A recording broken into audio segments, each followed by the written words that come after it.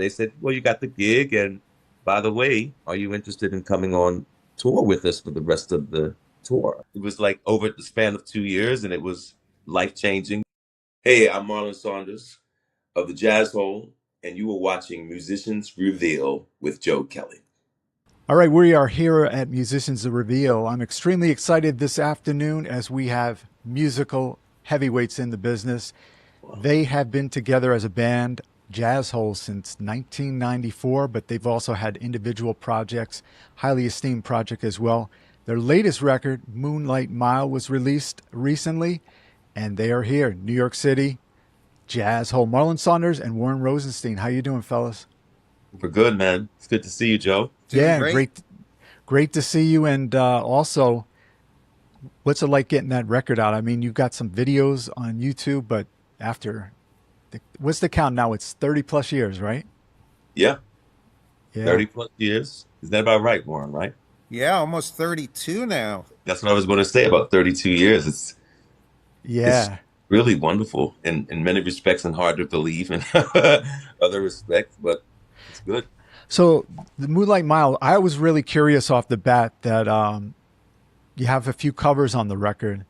Whose taste was it to pick an Elvis Costello and then the title track, The Rolling Stones? How did you get into that and decide? Those were mine. So Okay. Joe, you know what was really interesting? We hadn't done a record in a long time, and not that we're big or important enough to have like a greatest hits record because we haven't had any hits. But I was thinking about releasing just some of our all-time favorite cuts, and growing up, I always loved the Rolling Stones. Right. And I always thought Moonlight Mile was like a song that wasn't a hit, but was just a wonderful, sort of underappreciated song. So I started thinking, okay, well, we'll take some of our favorite old songs and maybe we'll just do a remake of this one tune. And we worked on it and it was kind of feeling good. And there was like, well, maybe we'll just do two new songs. And then, one thing led to another and we had like 13 or 14 songs and Wow. just kind of went ahead and did it. Marlon, did you pitch any of your favorite covers for the record? No, I kind of just fell into where Warren was on it because in my mind, he's right. In the beginning, when we were talking, I was like, hey, let's just look over, the recordings we have and let's just reach out to some people we know who are big fans of the music and ask them their opinion. Pick 10. We pick, we'll narrow it down. And so, Warren started thinking more about let's go in and do one song, let's go in and do two songs. And that's Warren, before you know it, he'll have a small idea and then he gets Right. to thinking about it. And if I kind of affirm that idea or give him the opportunity to kind of just go and let that brain move, Hmm. then here we are. We ended up with the Moonlight Mile recording, which was actually a lot of fun to do. Yeah, You we know, encourage our viewers and listeners, jazzhole.com, jazzhole.net. You can pick up their whole catalog, I believe, throughout there. They've been together 1994 and yeah. 1994. Take us back. We'll talk about your individual musical background, but 1994 meeting and putting this concept together, Jazzhole. At the time, Joe, we were all kind of session people working on different people's projects. And a couple of the members of our like group of friends were more of a jazz background. Marlon probably has the broadest background where, grew up with gospel and jazz and R&B. I was more doing house records and hip hop records at the time. But we were playing on everyone else's records, and then we thought, well, why don't we do an acid jazz record ourselves? So we got together and worked on a few tracks, and we chose the unfortunate name Jazzhole. There was a Simpsons episode that had a jazz club in it, and it was called the Jazzhole. And Oh, okay. we never thought this was going to be more than like, one record and we'd be done. So we thought it was a silly, funny name, and we picked it. And, 32 years later, still like spending 10 minutes each day explaining to someone why it's Jazzhole. And, but anyway, that's how we got started. We put together a few tracks and someone played it for Blue Moon Atlantic Records, and they wanted to be in on the sort of acid jazz thing that was going on. So they signed us, and that was kind of the start of it. And you guys played on sessions together, Marlon? Yeah, I met Warren. Someone had called me in to sing backgrounds a session, and Warren was engineering. And then, I got called back to do another session, and then I think Warren called or referred me to a session. And by the time we got to about the third or fourth, sessions, we started talking about 70s music, 70s soul music, and our love for that music. And then he said, "Oh, we should try to write something." And we did. We had this dance or dance single, I should say, that turned into a nice little underground club hit called "It's You." Mm-hmm. And Warren and I just kind of started writing and figuring out things from there, really. I wanted to ask about an appearance you did way back in the beginning of your career, because my wife's from Montreal. You played Music Plus, right? Music sure Plus, did. yeah. Yeah, there you go. How Yeah. did that happen? And my wife wanted to know, have you ever played the Montreal Jazz Festival? Yes. As Jazzhole? As Jazzhole. Oh, okay, great. Yeah. Yeah, we you know what was really interesting, Joe? We had tremendously good reception in Canada. Mm-hmm. And while we were popular in New York, Canada was really the place for us. And Yeah. the thing that used to always happen, hopefully you'll get a chuckle out of this, but we'd have a gig booked in New York and we'd be hyping it, and then like 2 days before the show, there'd be like, oh, there's a surprise, like Aretha Franklin show at the Beacon Theater, and this person's playing here and that person's playing there.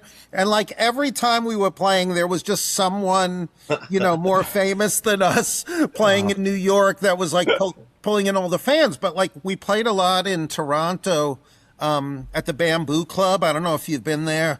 No.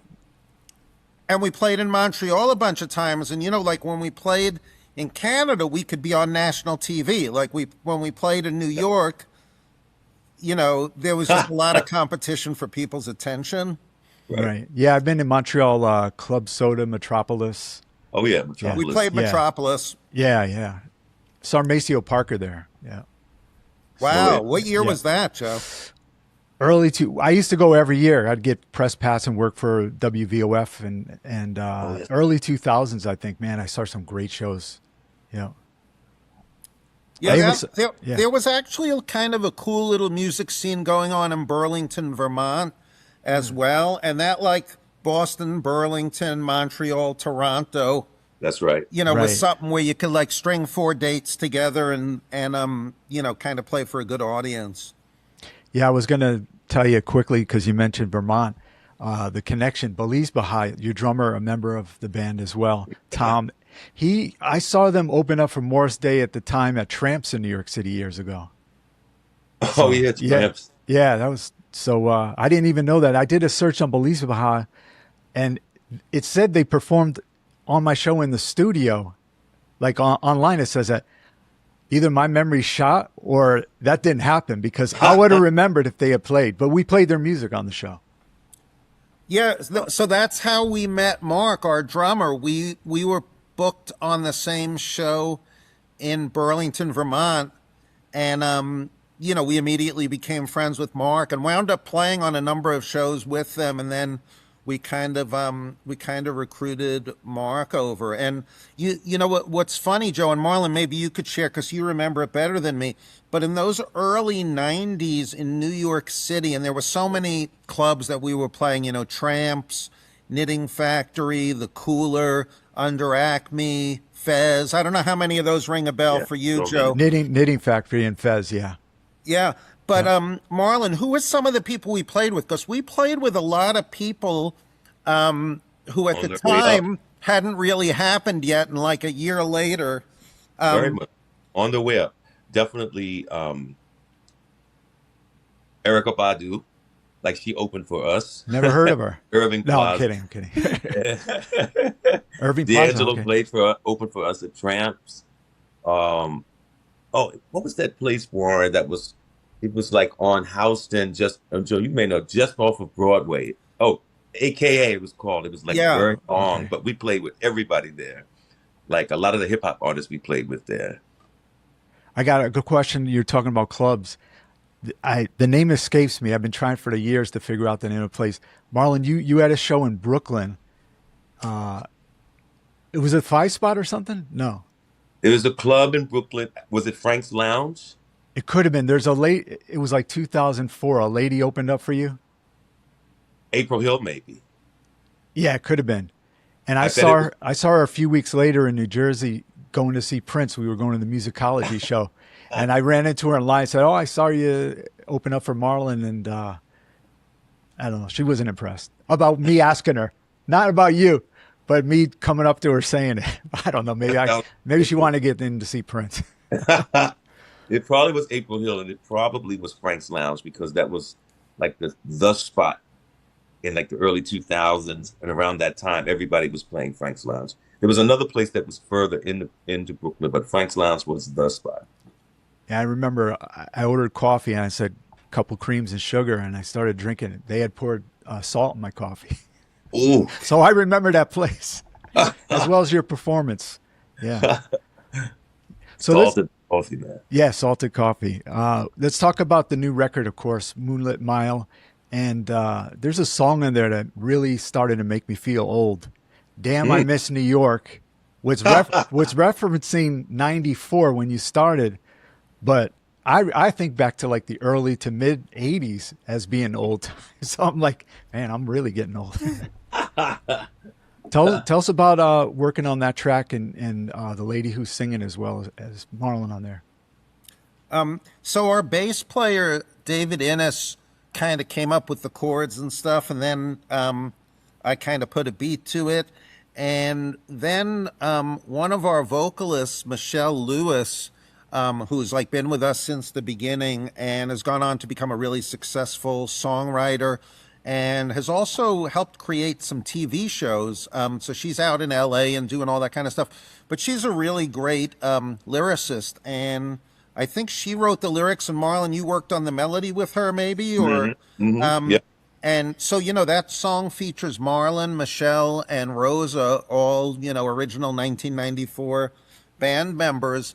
And then, Joe, I don't know, have you seen the video from that, or?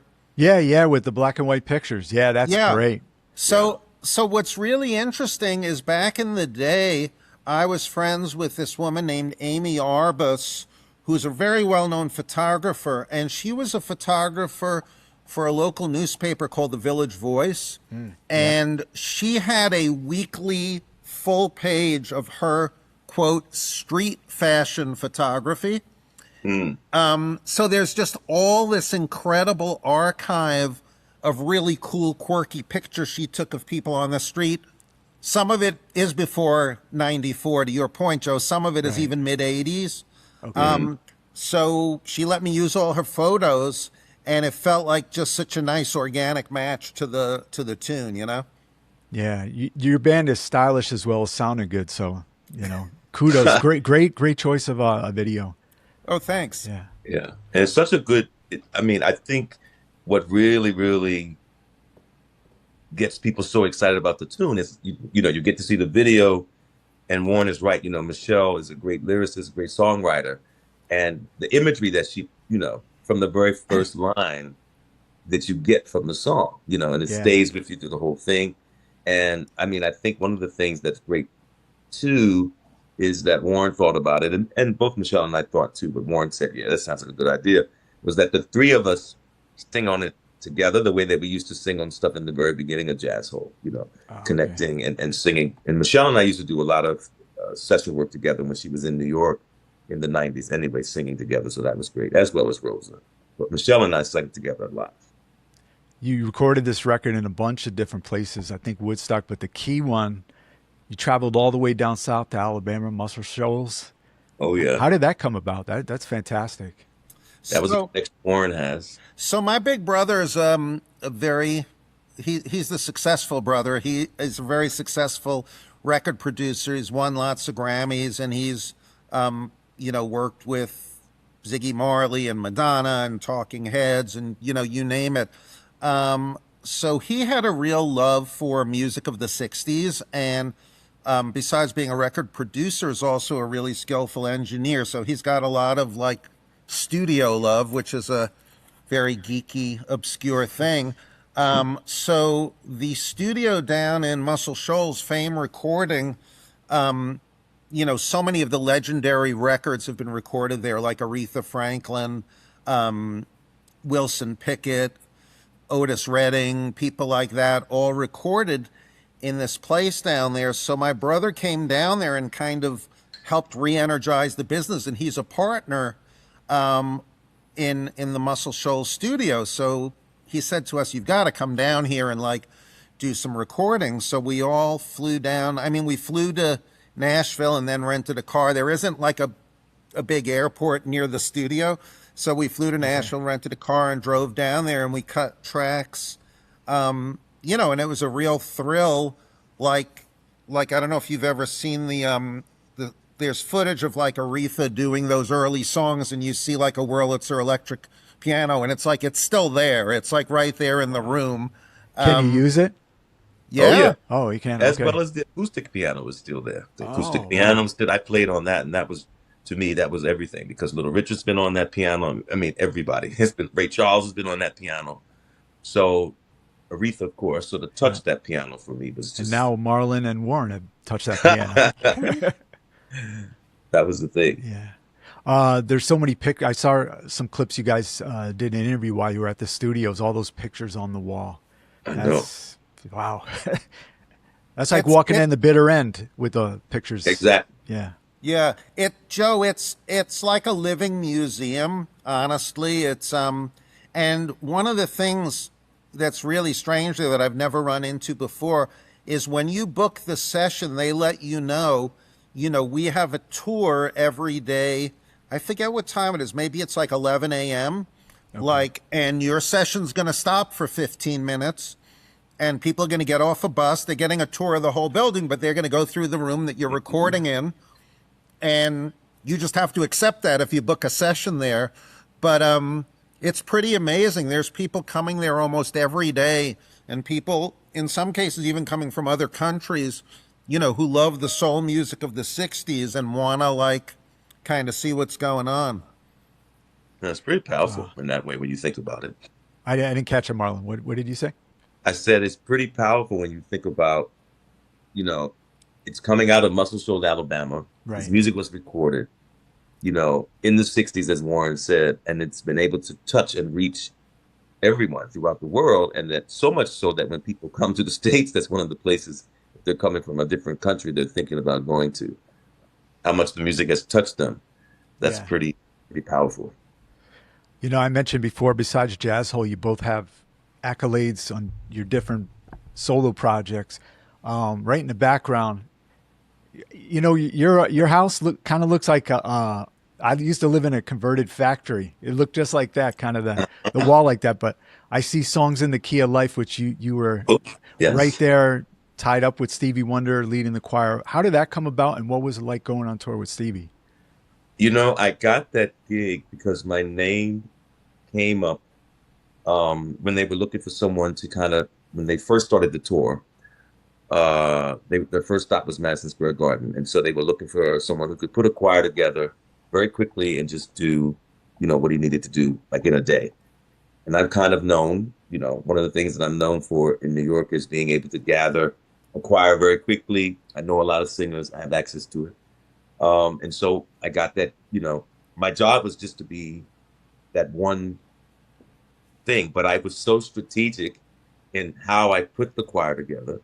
I had Tawafa Aji and Arif St. Michael was in there, and then I also got Cindy Mizell. I wanted people that could really, really give the authentic sound, but yet at the same time, I also had some young singers who had just finished. We had just finished working with Sam Smith, so it was a combination of both of those things. And we went into the sound check, and the funny thing is, Greg Fillinganes was the musical director, and we did Pastime Paradise is one of the songs. And when that choir comes in, it's such a wonderful mixture of gospel choir. You all know there's gospel choir, there's the meditation. There's like all these things just plopped onto one. So it's very hard to hear what the gospel choir is Oh, saying. okay. And the fact that I went researching it, and part of the gig was like, Greg said, "Do you need us to tell you what it's saying?" And I was like, "Nah, we got it." And he's like, "Do you need us to teach you the parts?" I was like, "Nah, we're good." And so Stevie was sitting there, and so we just went down. And when it went down, we could sing it and knew the parts.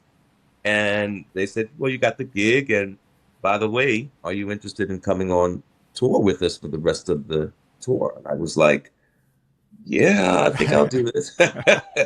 And it was a That was a 2-year tough tour, right? decision, And right? Yeah, it yeah, it was a really very had hard to. decision to make. I'll It talk was to my agent. very difficult decision. But Yeah, no, it was like over the span of 2 years, and it was life changing, and learned a lot, and wow, just it was a dream come true almost. You know what I mean? In the yeah, sense of like Songs in the Key of Light. Who doesn't know that record? How many times have we not sat with that record? yeah. Um, and how many times have Warren and I sat and talked about the record? Right, Warren? Yeah, very much Years so. and years and years. I mean, I think one of the things that's been a good thing for me, knowing my brother here for over 32 years, is we were fortunate enough in the sense that how our deal came about, we could spend a lot of time together. Hmm. We were one of those bands that we would just spend like pretty much we would get up and go to work, and it would be going to the studio, and some of that time would be writing, and some of it would just be listening, and some of it would be hanging out.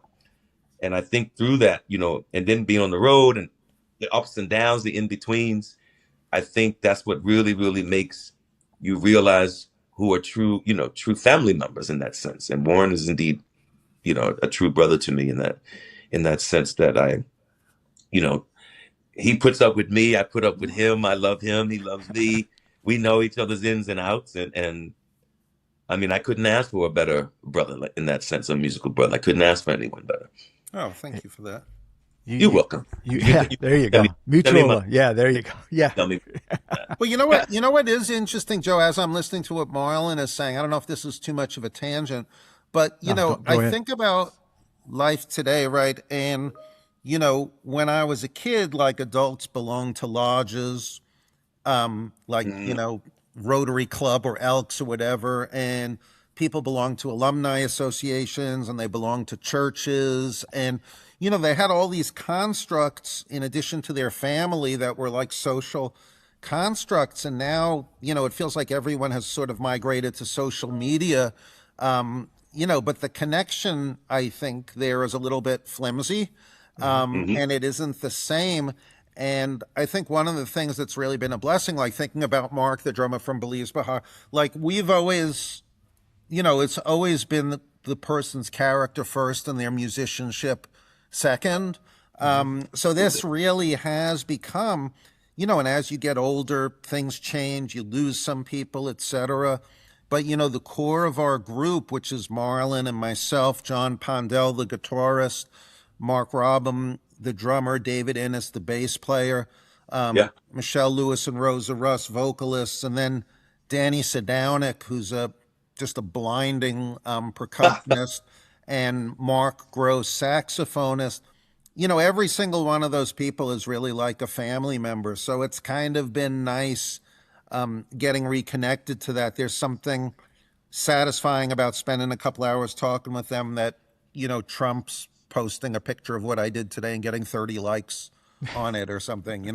Yeah, that's the difference. Yeah. And Randy Brecker is an honorary member of Jazzhole now, right? Yeah. Yes. And Joe, it's so great that you picked it out. I have to say that I think that if there are a set of people that we've worked with that could very easily have a diva attitude, I think it's absolutely been the reverse. Like Randy was the most accommodating, Oh yeah. kind, like easy guy to work with, and you know, played stuff, and then was like it okay. And I, I thought this was funny. I just spontaneously said it, but I said like Randy, you asking me if that solo's okay is like sort of God saying like, here's the Grand Canyon. What do you think? Does it look okay? Like it's like like you're Randy Brecker. Like I'm honored that that you'd even consider working with us, you know? How, in the studio when you have them, were you all both at the whole session for all the No, songs? No. no. How did he record with you?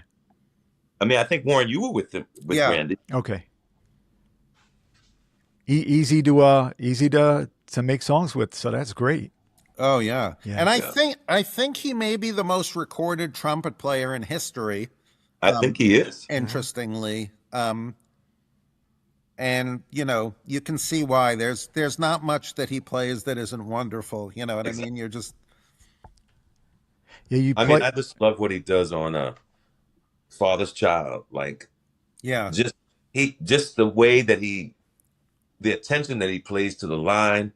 You can tell like the thing that I love about it, you can tell that he thought about what Kay was saying in the lyric, and he thought about what the chorus is saying, what I was writing there, because you can just tell by the way he phrases. So when he's going up against like what I'm doing, it's just beautiful in how we put that together, and the track that Warren created underneath that, you know, it all works together well.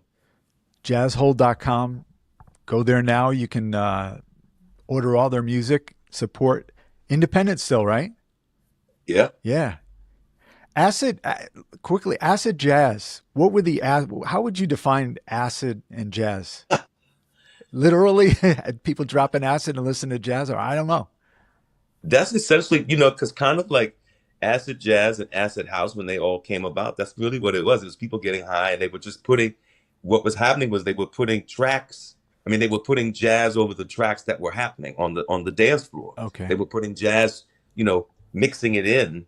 So they just kind of developed this whole vibe of people, how like when you're looking into house music, or you're listening to hip hop music, and then all of a sudden a subculture comes out of that. Right. And that's what happened. DJ was like, "Yeah, what would happen if look at these folks on the club on the dance floor? Yeah. What would happen if I put a little Miles up on this house groove right now?" Jazzhole. I mean, you can't just say acid jazz. You got funk, you've got Yeah. Latin, you got soul. It's just great music, period. How receptive to, for instance, radio? Is it difficult to sell your music to radio, or everybody's Sells the literal word okay? there. Right. Yeah, right. I mean, Um, first, Warren's right in the sense, like, I mean, basically, in this world we live in today, you're giving music away, Right. Just Yeah. to get heard. Yeah. That's what it is. Yeah. But I think our journey along the way has always been, because we had so many different type of genres coming together. Mhm. People didn't, it was found a very hard time to where to categorize it, Right. how to categorize it. But I, love that fact that that we did what we did, because we just honestly, Warren and I would just be like, what would happen if we did this? Or I'd come in and sit down and have a groove, and then Warren would add to that groove, because I find that in the midst of us being able to do that, Mhm. while that journey has been a journey of its own, it's unique in the sense that no matter what we're going to put together, because we're coming with so many different genres and so many different influences, it allows us to create something that is completely our own. And so there's something for me that I kind of like in the fact that listening back to our music and listening to our catalog, it indeed crosses a lot of things. Like you can hear hip hop, then you can hear influences of soul and R&B, and there's some influences of John. John is magical on that guitar. Like he can just play. I'm going to be honest, John, to me, in terms of modern guitar players, Right. in terms of what he brings to Jazzhole, is probably one of the most beautiful, incredible players that I've heard in a long time, in terms of what he can play and how he can make it make sense with what's happening with what Warren and I are doing. So for me, I like that it kind of sits in a lot of places. yeah. And plus, real musicians, you guys play live, so that's the key. You still can Yeah. go Yeah. out there. You played SOBs, right? Yeah, we did SOBs from the last record. Okay. And We Joe, one other thing that your question brought up for me, which is since we're not trying to fit a radio format, it's really, there aren't a lot of the constraints. Like, one of the things that I think's happened on the jazz side is that the formats have become narrower and narrower and narrower. And now, we have a number of friends who are doing like, quote, smooth jazz records. And, what is playable in that format has gotten so incredibly narrow. And people are very much, in the studio writing for that radio format. Hmm. And like if someone is soloing and that solo has some momentum, but it's going past 16 bars because, the song needs to have, the solo needs to end here to fit the format. Or if someone's playing with a little bit of grit and the grit doesn't quite fit the format, there's just, it gets boxed into something so small. The fact, we're not trying to make money at this. We're doing it for love. And the fact that there is no format to please, like one of the things that was really enjoyable on our last record, this guy named Prabhu Edward, who's a tabla player from France, is just a magical musician. And, one of the songs that's been a really successful single from that record was Love Life. And it's, kind of hip hop mixed with an Indian tabla player. And it's so, it's so fun just to have the freedom to be like, well, we want our hip hop to have like tabla on it. Like, Right. and not have someone come back and say, well, they're never going to play it if you have, Right. it's very freeing. So if he's not in town, who's got to pick up the tabla? Warren will just have to play. Oh, Warren, I just have to play it, right? We can't replace him. And that, I was But complaining. that's a great song, yeah. Oh, thank you. I was Yeah. complaining a little bit about some of the, internet technology and what it's done to friendships and relationships. But on the plus side, there are people we could access to play on stuff who, like, we've never met Prabhu in person. My wife saw an ad that this guy was doing a master class online in tabla, and I checked out the ad and heard him play, and I was like, oh my God, this guy's amazing. And I just sent him an email and said, you sound amazing. Would you play on our record? And, so the ability to touch people like that in different parts of the world and have them play, the technology is wonderful in that regard. And just to tag on to that, the freedom, which goes back to your question, Joe, the freedom to be able to be as creative as Warren was in that moment. Right. If you're dealing with the constraints of you have to make a record that can only be played on this, it wouldn't allow his mind to just take that moment and be like, you know what, let me check out what this dude is doing, because he wouldn't be thinking that way. Yeah. And I think also a lot of that has to do with the fact in terms of how we began our careers and what we were doing in our careers.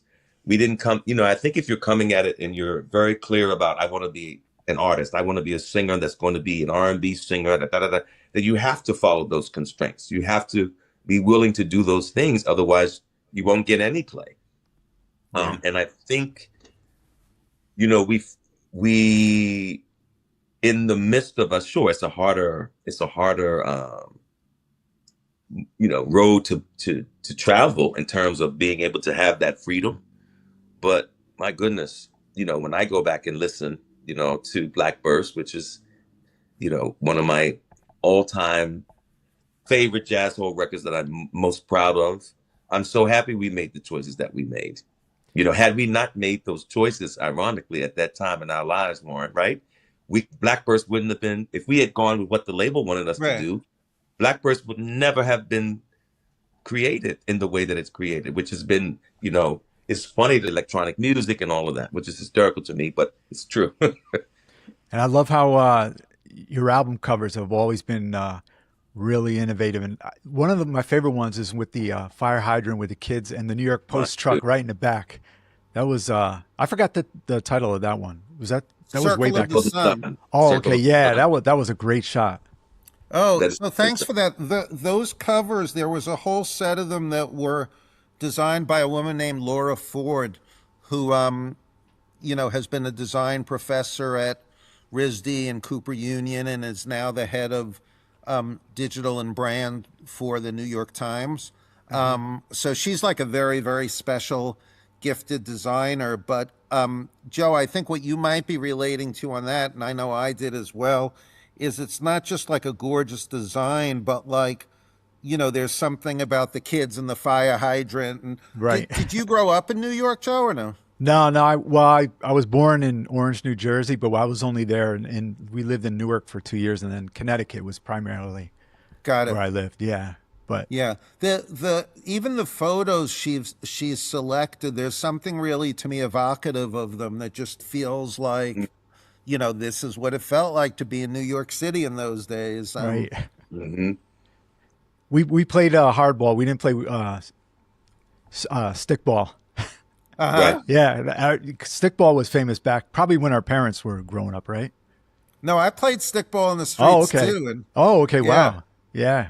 but So, it was just fading out. But a New York sports legend, Willie Mays, yeah. was famous for like Willie Mays lived in New York City, and Willie Mays could he played for the Giants, and he could be playing a game that night, and the next afternoon he'd be out in the street playing stickball with kids like routinely. He was I went just to I went to the first game he played when he got traded to the Mets at Shea Stadium. He hit a home run that game. oh So wow. yeah, yeah. My dad took us. Yeah. So I'm a Mets fan. So yeah. Before I forget, connection with Dave Innes, your bassist. When I'm buddies with Kurt Jones from Aura. When he comes to Jersey, I've seen Dave playing bass in the band. Yeah. Oh yeah. So he Yeah, brings Dave, go ahead, amazing, bringing the amazing funk to Jazz sound, Hall. Yeah. sound of his bass. Right. All right, we're going to wrap it up. I'm always interested with musicians who come on the show, their first concert they ever went to Mm. see the experience. And let's see, we'll go, Warren. How about yours? Boy, I was really, really lucky.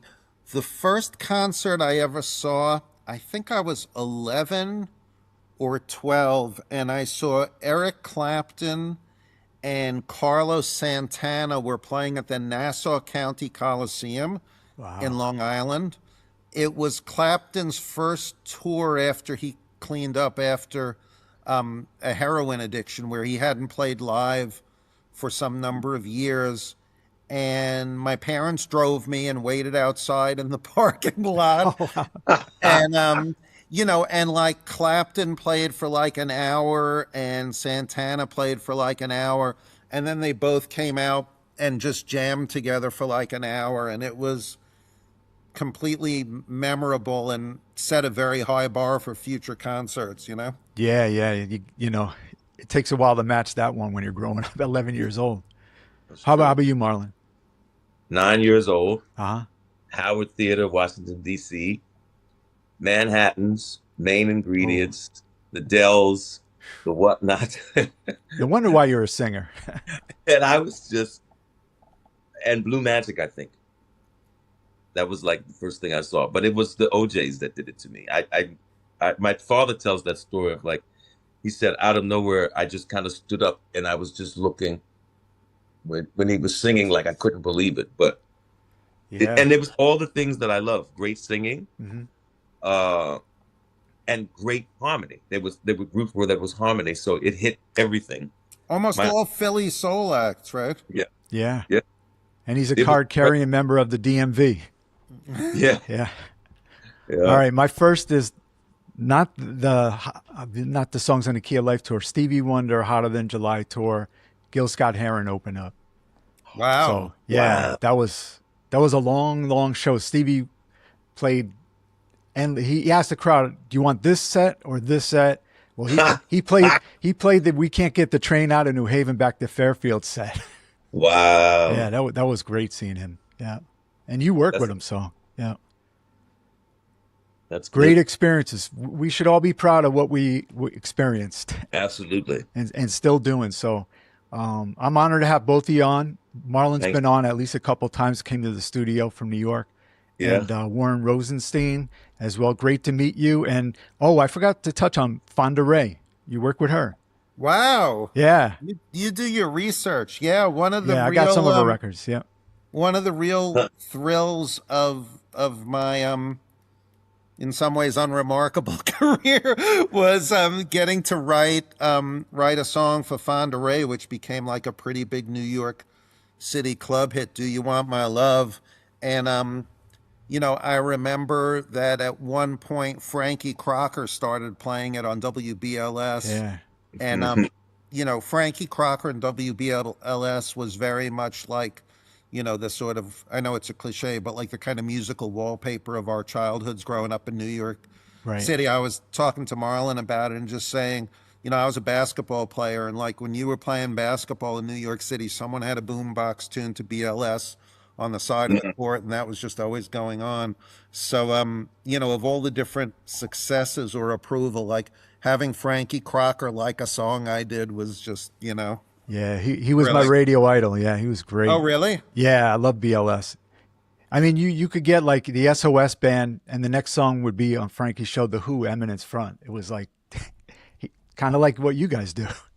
Yeah, Right. you know, and Joe, I know we got to wrap, but just to quickly piggyback on that, um, BLS, particularly the Hal Jackson show, but Frankie Crocker as well, it was an education as much as it was entertainment. You know, you listened to that 4 or 5 hours a day for a year, and you knew a lot about music that you didn't know before. You know. Mhm. Yeah, You did great. share it with me before, Warren. Yeah, great experiences. Ricky Ricardo, he was another staple Oh, in there. Yeah. So I got to thank Marlon Saunders, Warren Rosenstein of Jazzhole. Looking forward to you guys hopefully set up some more dates, right? We're probably going to be playing in the fall, and we're also have another new album that's we're going to be dropping the first single Yep. in about another month. So more new stuff coming out. Well, and Joe, we'd love to get it over to you before it's released if you want Yeah, we'll put to it get on an early. Musicians Reveal Radio and put Oh, it in heavy perfect. rotation. Get the balls rolling on We that. So appreciate yeah, it. yeah. All you know, I got you. You help me do my job easier when you're creating music like Jazzhole. So Oh, that's nice. thanks to the Thanks whole so much, band. Joe. Yeah, Thank you, Joe. thank you guys.